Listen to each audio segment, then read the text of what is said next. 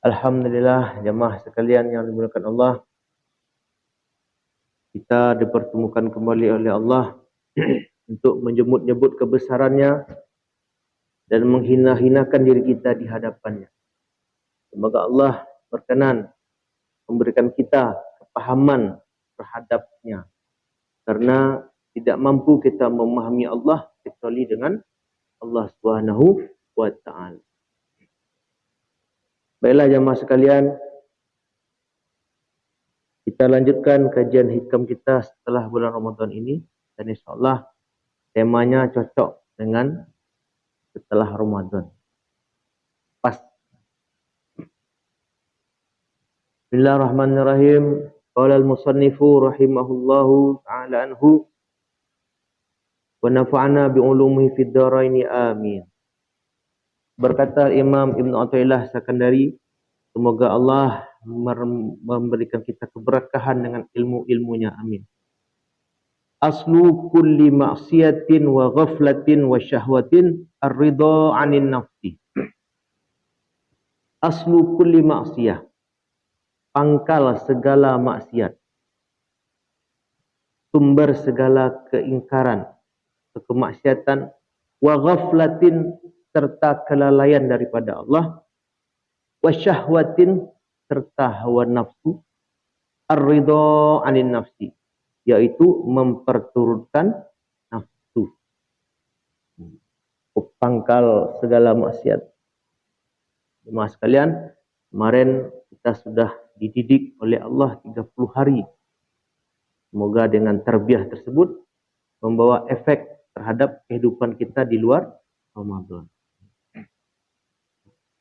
Apa kata beliau? Kullu man radiya an nafsihi, setiap orang, setiap insan yang menerima apa saja ajakan nafsunya. Terima maksudnya. Istahsana ahwalaha wa ghata masawiha, maka dia akan menganggap semua keadaan nafsu itu baik, dan dia akan tertutup dari keburukan-keburukan dirinya. Jemaah sekalian, kalau mengaji hikam kau tentu kita belajar ihsan. Apa kata Imam Syafi'i? Wa 'ainur ridha an kulli 'aibin kalilah. Pandangan senang, tatapan suka terhadap segala aib itu akan menjadikan mata itu buram dari melihat aib itu sendiri. Wa 'ainur ridha an kulli 'aibin, ketika kita memandang sesuatu aib tapi kita suka dengan aib tersebut, maka mata kita ini sudah dibutakan oleh kesukaan tadi terhadap aib tersebut. Begitu juga dengan diri kita, jemaah sekalian. Begitu juga dengan diri kita. Dalam kitab Syarhul Hikam Al-Ghausiyah karangan Ibnu Madian Al-Ghaus, beliau mensyarah dari ini. Suatu ketika ada seorang arif, orang soleh, orang guru yang soleh, yang amil mengamalkan ilmunya. Kalau mendengar kecek beliau tu, ia benar luluh hati. Coba kira-kira ulamanya sekarang siapa? Melihat dia saja kita takut langsung, ingat akhirat langsung. Seorang ulama ini suatu ketikanya beribadah, dicalik ada muridnya Ustaz Buya. Panjang rukuknya, mulai dari toharohnya sempurna, setelah itu rukun-rukun solatnya segala macam, rukuknya, tumakninahnya, segalanya panjang. Akhirnya terpesonalah, terkesimalah muridnya tadi. Luar biasa guru ambo amalnya, berdahsyat amal ibadah guru ambo. Kadang adik gurunya, kadang syekh tadi. Takjub si murid tadi, kadang adik beliau. Kata beliau, atau syekh. Apa kata beliau? La yaghurrannaka tula qiyami, wahai muridku, wahai anakku, jangan terkecoh jo amal ibadah hamba dan modelku. Jangan terpesona, jangan terkecoh. Wa ikmal ruku'i wa sujudi, dan sempurnanya rukuk dan sujudku. Fa inna iblisa abadallah samanina alfasanah wa ma afadahu zalika syai'a. Karena iblis itu dulu sudah beribadah kepada Allah 80.000 tahun. 70.000 tahun. Tidak memberikan apa-apa bagi dia sekarang. Itu model gurunya tadi, menunduan nafsunya supaya tidak senang dipuji di orang. Kata lagu, janganlah mau disanjung-sanjung. Jadi memang jemaah sekalian, nafsu ku senang disanjung. Iku ahli tahajud. Iku Ramadan petang dahsyat bos. Itu. Ini yuk zaman wak gini kok setelah Ramadan tu jangan sampai awak terpesona dengan amal kita. Yang dulu ahli tahajud ketika Ramadan, pertahankan dan jangan senang dengan itu. Kali awak tu nak sempurna ada jemaah sekalian. Rasulullah SAW setiap setelah solat itu, salah satu wiridnya adalah istighfar. Kira-kira apa yang diistighfarkan Nabi itu ya mas? Maksiat enggak, jangan maksiat yang lalu ataupun enggak ada. Apa yang diistighfarkan Nabi? Kata ulama, Nabi beristighfar merasa enggak mampu menunaikan hak Allah. Makanya astaghfirullahalazim. Akui Nabi lebih sempurna menunaikan ibadah kepada Allah. Siapa yang takut ibu? Nabi yang takut. Jadi diajarkan istighfar. Ya, astaghfirullahalazim. Lazi la ilaha illa huwal hayyul wa tubu ilaih. Itu Rasulullah. Ada orang lebih setia pada Rasulullah. Ada orang lebih makrifat pada Rasulullah. Tak gaduh. Jibril saja ketika di Sidratul Muntaha itu maju selangkah tabaka Jibril. Nabi maju terompa-terompa. Masih istighfar 3 kali sudah sembahyang. Akui Nabi alun sempurna menunaikan hak Allah Subhanahu. Nah, tadi Syekh tadi terpesona muridnya maciliknya, wahai nak, jangan terpesona cilik jambu. Jambu aku hino, padahal ibadahnya luar biasa, tapi nyo merasa dirinya hino. Dikiaskan dirinya semua iblis. Faina iblis qad abadallah sab'ina alfasanah. Sungguh iblis itu adalah menyembah Allah 70.000 tahun. Tak bermanfaat sekali dirinya. Itu sifat-sifat orang yang takwa dan takut kepada Allah. Ada lagi kisah jemaah sekalian. Yaitu kisah Sayyidina Umar bin Khattab. Al-Faruq mencalik jajak kaki Umar bin Khattab saja, pantampan tiang setan kabur.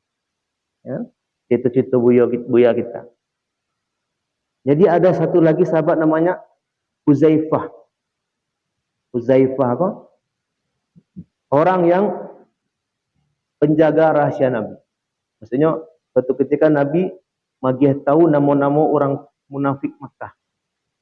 Munafiknya itu jemaah sekalian, levelnya ke level kekufuran. Yobana Allah keluar di agamu kemunafikan itu. Dia menampakkan keislaman tapi batinnya itu melawan Islam. Tak percaya je Allah, dia percaya je Nabi, itu berbahaya orang seperti itu.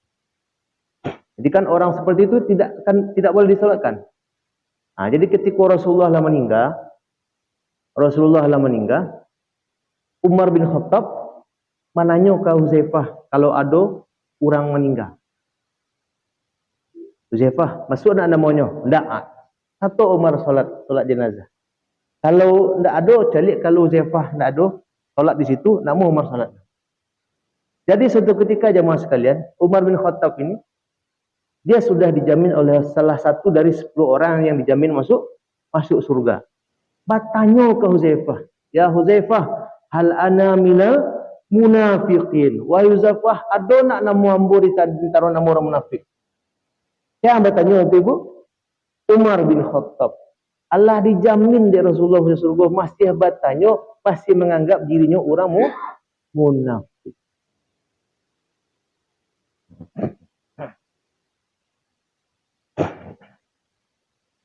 Jadi wa ainur ridha an kulli aibin kalilah.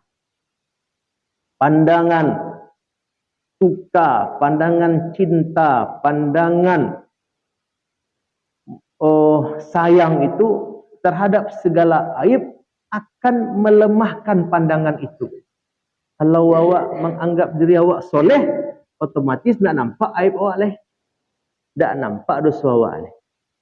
Walakin aina sukhti tubdil masawiya. Tapi ketika awak mencaliak diri awak ke buruk, nampaklah aib-aib awak. Seperti tadi orang-orang soleh tadi. Saya bawa di Naqsyabandi, ditanya, bakok mulia bana engkau. Kata beliau, ambuku karung dosa yang berjalan di muka bumi. Karung dosa yang berjalan di muka bumi.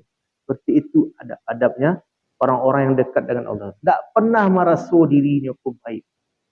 Tak pernah mau dia ditipu oleh nafsunya. Oh ya, Ustaz, you hebat Ustaz ceramah. Hantiang Ustaz ceramah. Langsung kalau yang mana-mana kenal sama Allah, takutnya astagfirullah. Terasa setiap yo model rajin beraja, karena dari sifat ujub. Ujub ku bayu aja mas. Kata Nabi, ada 3 perkara penghancur. Sama dalam hadis itu dikatakan hubbus syahwat, yang kedua yang paling i'jabur rajul bi nafsihi. Yang paling bahaya itu seseorang bangga dengan dirinya, bangga dengan amalnya, bangga dengan ilmunya.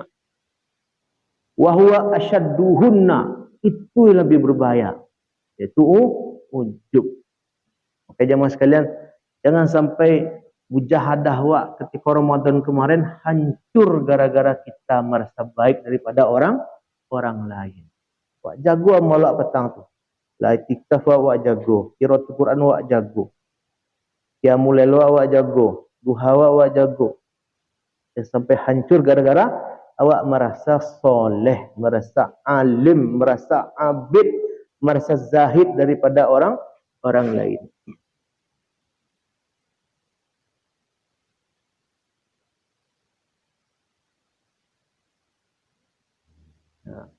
Jadi kita lanjut. Jadi ba'acaranya, kata hikam juga dikatakan, mencaliak ke dalam, mencaliaklah je pandangan tuhmah. Seperti Umar bin Khattab tadi, menganggap dirinya takut masuk dari golongan orang munafik. Tuduh nafsu itu kalau dia tu buruk, sehingga dia akan selalu introspeksi. Dan mencaliak keluar, mencaliak ke orang, mencaliak je pandangan baik dan husnuzon. Balik ke tak? Mencaliak orang buruk, mencaliak awak baik. Dia tak balik. Mencaliak keluar je pandangan baik, mencaliak ke dalam je pandangan curiga. Litarimu malam buruk. Jadi nyo sibuk sada jo aib je leh. Katakan aib orang ni leh. Dan ini sesuai dengan sabda Nabi, tubali man syaghalahu aibu an uyu bin nas. Bahagialah orang yang disibukkan oleh aibnya, tak sempat dia mengurus aib orang lain.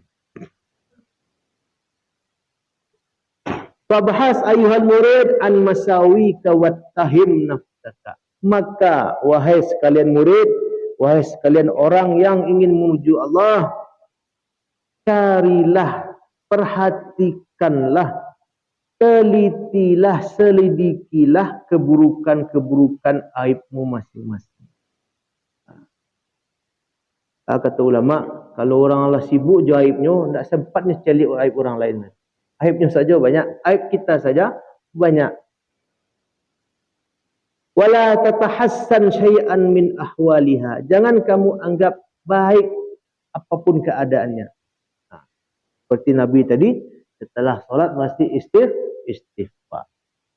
Sayyidina Umar masih takut namanya masuk orang munafik. Fa innaka idza radaita an wa anha, karena jika kamu reda terhadapnya, nafsu kamu tadi, oh ya orang soleh engkau ya, banyak jemaah engkau, yo keceknya, karena sifat ujub. Fa iza radita anha, kalau kamu menurutinya, iyo kecek kamu terhadap ajakan nafsumu itu, wa istahsan tahwalaha ladagatska wa anta la tash'ur. Sungguh kamu sudah dipatuk oleh si nafsu tadi dan kamu tidak merasa. Baik, betul itu. Dosa ujub itu seperti itu. Tak tarasur. Dia ambung-ambung dia orang hijau lu kecil sudah.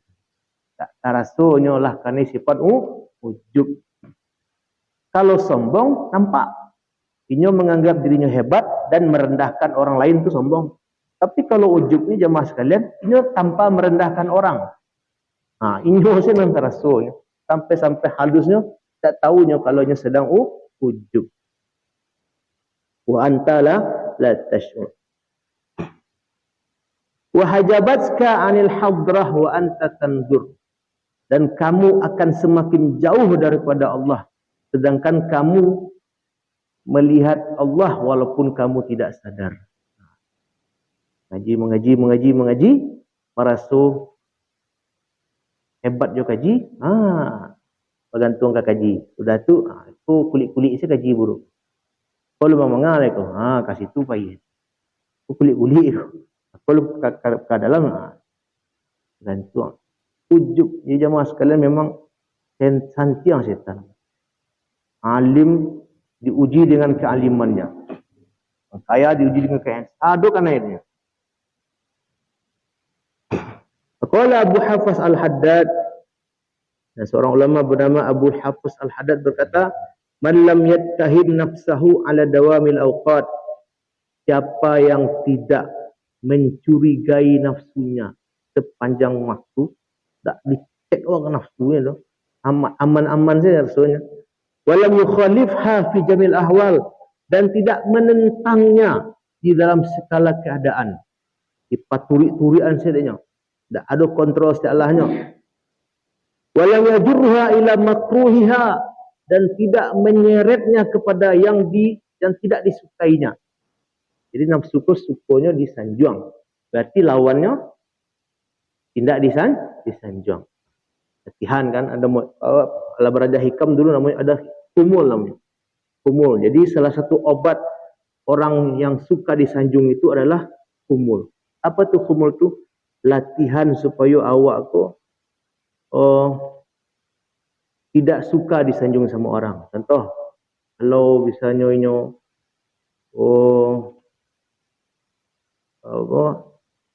orang terkenal misalnya, di mana duduk banyak orang mendengarnya.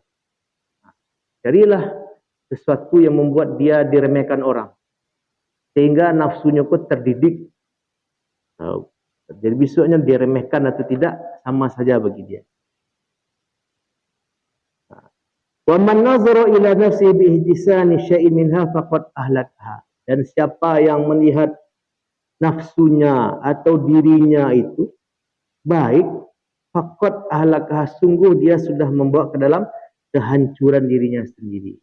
Makanya jemaah sekalian, kita berdoa kepada Allah, semoga Allah jauhkan kita dari sifat ujub, memandang diri sendiri baik. Wal Karimu Ibnul Karim yaqul, seorang nabi yang mulia, Ibnul Karim, anak dari nabi yang mulia, Ibnul Karim, cucu dari nabi yang mulia, Ibnul Karim, cicit dari nabi yang mulia.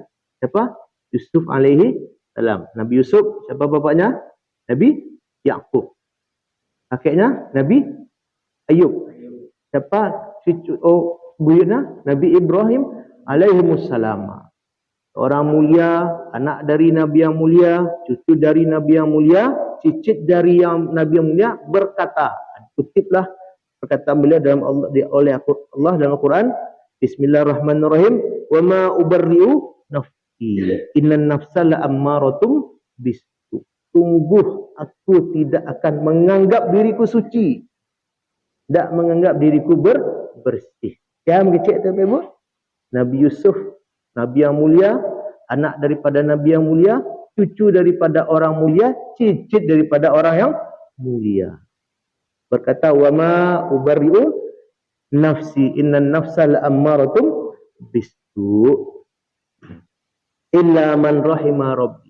Jadi setelah kita buka-buka tafsir daripada ayat ini, maksud dari sini adalah Nabi Yusuf pun merasa tidak bisa selamat kalau tidak diselamatkan oleh Allah Subhanahu wa ta'ala.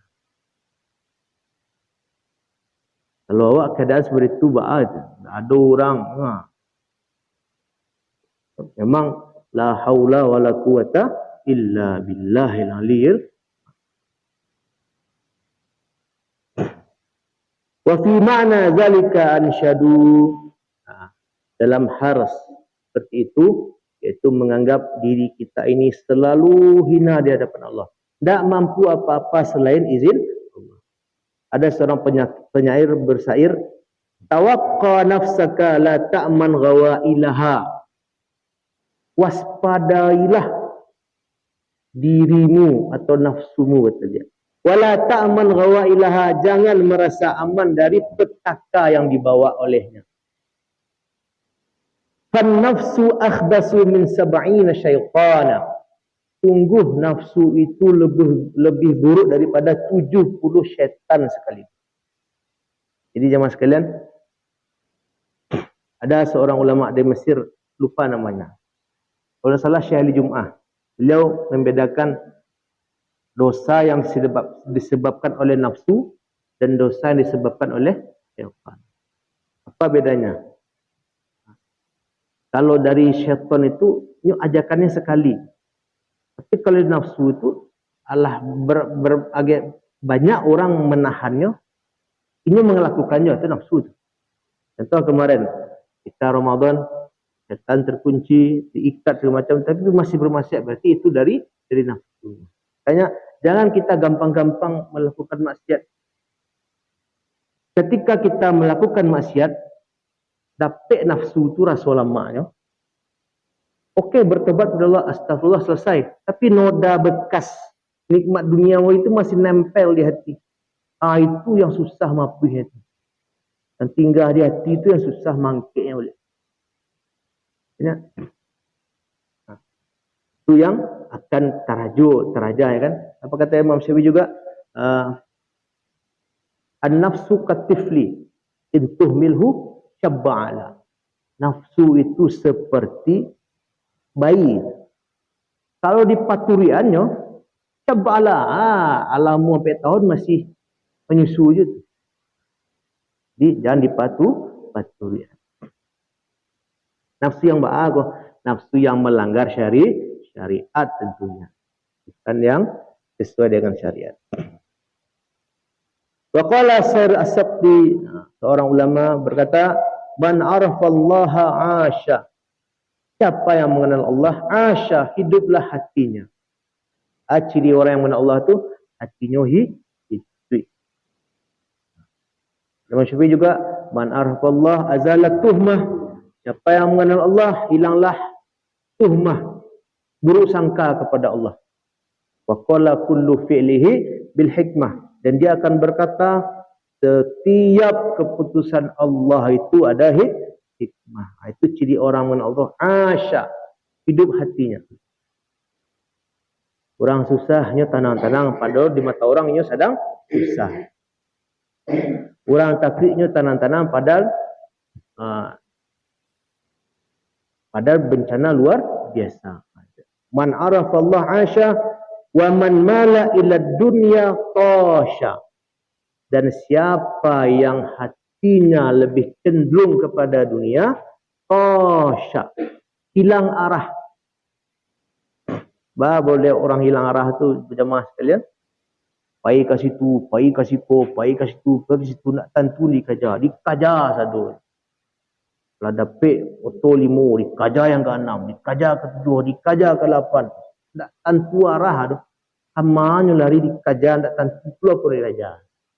Kalau di belakangnya maut meriang. Ya, peman mala ila dunia tasha. Siapa yang hatinya lebih condong kepada dunia, tasha, model orang kehilangan arah. Tentu dikajar. Kejar sana, kejar sini. Ibu pagi lo balik, kejar lo balik. Wal ahmaqu yaruhu wa yaghdu filashin. Dan orang yang dungu itu bolak-balik filashin di sesuatu yang tidak ada. Itu tentu selain Allah. Wal aqilu, dan orang yang berakal, an uyubihi fattashin. Terhadap aib-aibnya selalu diperiksanya. Itu orang akil itu. Dia melihat aibnya, nampaklah di situ kebesaran Allah. Ketika dia mencari nafkah, nampak adanya di situ rahmat Allah. Nampak adanya di situ karunia Allah. Jadi semakin tajam basirah seorang, semakin tajam mata batin, mata hati seseorang, semakin nampak lemah dirinya sendiri. Kata Arif Billah, semakin kenalnya sama Allah, semakin nampak bodohnya, semakin tidak punya apa-apa.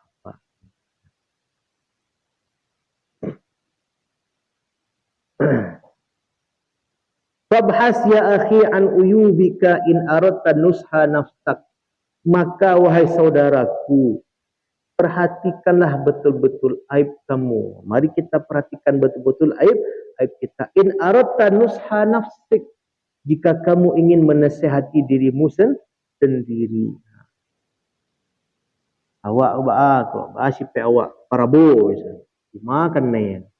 Oh mudah tersinggung. Mudah tersinggung berarti merasa hebat, merasa mulia berarti. Yang mulia tu hanya Allah. Wow, si pai aku sombong. Dia sombong, oh mungkin awak aku alim, ilmu banyak. Yang alim itu hanya Allah. Kata Gus Bak seperti itu. Jadi untuk mencari Allah itu cari kekurangan diri. Nampak di situ kehebatan Allah. Untuk bebas dari sifat ujub. Wa kana syekhuna yaqul, begitu juga guru kami yaitu Abu Bas Al-Mursi. Beliau berkata, la'natullah ala man zaharat lahu aurata nafsihi falam yafdahha. Celaka orang yang Allah nampak aibnya, tidak ada peluannya dah. Di surah mencari aib sudah itu mengalih peluan. Diperbaiki. Jangan dicek-cek saja. Yo ambo sombong. Ambo loba, ambo ikut. Itu biasa deh, diperbaiki. Diperbaiki. Wa kana aidan katsiran ma yusil bi anamir muraqabah linnas. Dan bila juga sering menasihatkan untuk jangan sering-sering bermajlis sia-sia bersama manusia. Majlis sia-sia. Pokoknya Nabi mengajarkan doa kafaratul majlis. Misalnya, doa karajo. Tak mungkin di situ cerita agama. Tutik jo doa kafaratul majlis. Supaya majlis awak itu dianggap tidak majlis ya. Yes. Berapa minit ni, Ustaz? Boleh. Sampai minit lah. Wah. Sambung cek baik lain. Jadi jangan pertama kita kajian malam ini setelah awak bermujahadah petang ketika bulan Ramadan, kurang lalu, kurang makan, kurang sedonya dan rusak itu semua dengan ujub, dengan merasa pada hambulah Allah apa petang, Allah maksimal, Allah puas. Kita harus maksimal, tapi jangan pernah merasa sudah maksimal. Selalulah merasa kurang. Karena Nabi saja setelah sholat masih beristighfar. Beristighfar dia apa? Merasa belum mampu menunaikan hak Allah. Umar saja masih merasa takut kalau masuk dalam golongan orang munafik. Qala aidan wali an tashaba jahilan la yardu an nafsihi khairun min an tashaba alimun yardu an nafsihi. Kamu berkawan bersama dengan orang yang dianggap bodoh tapi inyo ndak mempaturi nafsunya dong. Lebih baik dari berkawan dengan orang yang dianggap alim, seorang ko ustaz, indra ko ustaz, tapi dia mengerja nafsu sih. Khairun min antas haba aliman yardu an nafsihi. Berkawan jo orangnya bodoh. Tapi nyo pandai menjaga batas-batas syariah. Kecil orang, aku alim, ahli ilmu, tapi karajo mengunjang, karajonya husnuzon, suuzon, karajonya apa sih? Lebih baik berkawan dengan yang pertama tadi. Dikatakan is-suhbatu man la yardu an nafsihi khairun mahab litahaqquqi bil ikhlas. Fasayara zalika fi sahib hatta yatahalla bil ikhlas. Karena apa? Karena awak berkawan sama orang yang kecil bodoh tadi, tapi nyo mengontrol dirinya, tidak melanggar batas-batas syariat, bisa kecipratan awak ni. Kecil ulama, kalau berkawan sama tukang basi, neangnya. Kalau berkawan sama tukang parfum, dapat harumnya. Mari tu berkawan sama orang kecil, orangnya tidak ulama, tapi akhlaknya dijago syariat dia, jago batas-batas agama dia, tak dilangkahi. Bisa tak bawa dia. Daripada kecil orang ustaz fulan ko alim, fulan ko alim, tapi tiap duduk isinya majlis-majlis tidak diridai Allah saja. Tak bawa dia. Karena al-insanu at-taba'u tasrifu at-taba'. Watak itu menular. Su'ul khuluqi yu'di. Perangai buruk itu menular.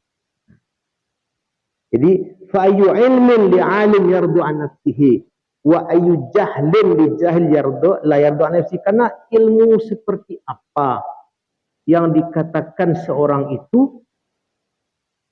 ulama itu memiliki ilmu tapi dengan petunjuk hawa nafsu, dan kebodohan seperti apa ketika kebodohan yang dianggap bodoh itu justru mengontrol hawa nafsu. Izil jahlu allazi yuqribu lil hadrah ahsanu minal ilmi allazi yub'idu anil hadrah. Walizalika qala ba'dul arifin. Oleh karena itu beberapa orang arif billah berkata, asyaddun nasi hijaban anillah al-ulama summa al-ubbad summa az-zuhad. Orang yang paling terhijab daripada menyaksikan kebesaran Allah itu adalah pertama alim. Orang yang banyak ilmu. Al-ulama, cuma al-ubbad ahli ibadah, cuma az-zuhad ahli zuhud. Bapak bisa liwuqufihim ma'a ilmihim, karena mereka menganggap ilmunya lah dia mulia. Allah dah nampak ada tapi ilmunya. Liwuqufihim ma'a ilmihim wa ibadatihim wa zuhdihim, karena mereka menganggap dia ilmu ambo santiang lah S3 lulusan Timur Tengah 7 tahun. Kan ujub. Justru itu membuatnya jauh daripada Allah. Wa ibadatihim, ambo tadi lah salat tahajud 100 rakaat, ala khatam Quran, syanu alu, jauh dari Allah. Wa zuhdihim, ambo ahli zuhud. Lihat Nabi kita saja setelah salat masih istighfar. Jadi memang jemaah sekalian, tak ada bisa yang menyelamatkan awak kecuali rahmat dan karunia Allah Subhanahu wa taala. Walaupun demikian, kita tetap harus memperbanyak bekal, yaitu takwa. Banyak amal. Harus banyak amal. Tapi jangan menyangka di amal awak itu assalamualaikum, tapi di rahmat Allah Subhanahu.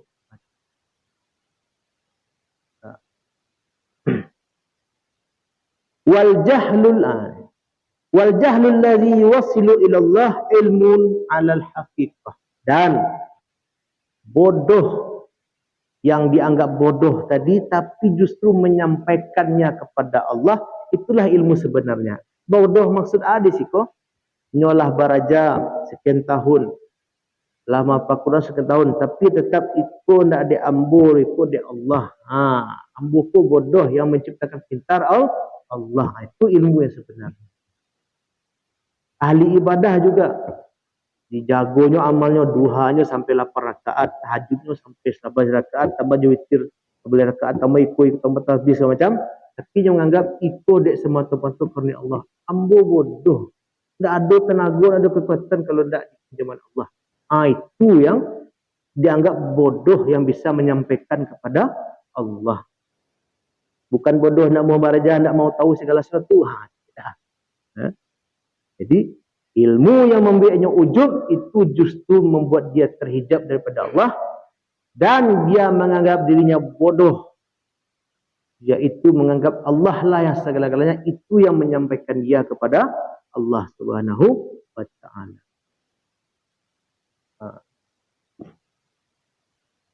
Wallahu a'lam bissawab.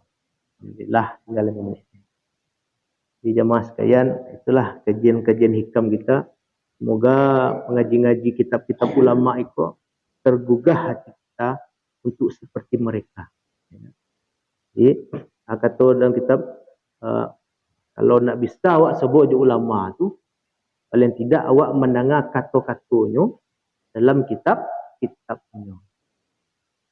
Jalisul ulama, duduklah bersama ulama. Kalau beliau nak sebut dua ulama tu, awak dengar ketua-ketua beliau dalam kitab-kitab karangannya. Tentu mereka ini tidak asal ngomong, tapi ini intisari daripada Al-Quran dan Sunnah. Tidak asal ngomong. Allahu a'lam bissawab. Baik, mungkin semua cukup. Kita boleh perbaharui wudu siap-siap salat isya. Subhanakallahumma bihamdika asyhadu an la ilaha illa anta astaghfiruka wa atubu ilaik. Assalamualaikum warahmatullahi wabarakatuh.